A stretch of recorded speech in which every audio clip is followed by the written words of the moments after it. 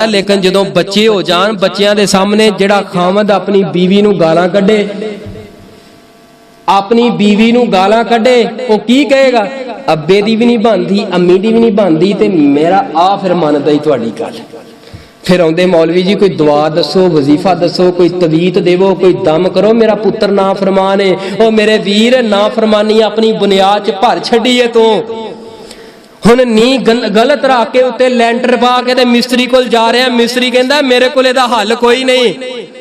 इत्थे बड़े बड़े इंजीनियर नाकाम हो जाते ने तू बुनियाद ही गलत रखी है। मौलवी इत्थे की करे दम की करे तवीत इत्थे की करे पूरा कुरान पढ़ते रहो नहीं असर हुंदा इहदे ते पता है ना अम्मी दी बनदी है ना अब्बू दी आपस बनदी है ये सुबह शाम लड़ते रहंदे ने बस ठीक है। इन्हां दी इस लड़ाई दी वजह तो बच्चा जिस डिप्रेशन दे शिकार अंदर जांदा है जानते हो मियाँ बीवी दा आके रवैया तब्दील करके घर दे अंदर गालियां वाला माहौल नहीं घर दे अंदर कुरान वाला माहौल बनाए कुरान घर दे अंदर नबी पाक सल्लल्लाहु दे फरमान वाला माहौल बनाए घर दे अंदर अच्छा रवैया रखे मियाँ बीवी आपस दे अंदर। अगर कोई गल नहीं ऊंच नीच हो गई है पता है ना ऊंच नीच हो गई है बंदा चुप करके अलग कह ले पर की करे औरत भी है उधर जे मर्द कोई थोड़ा जिहा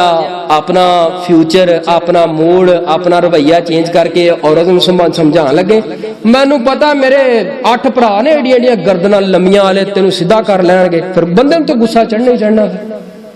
जो रवैया ही औरत दा एडा गंदा है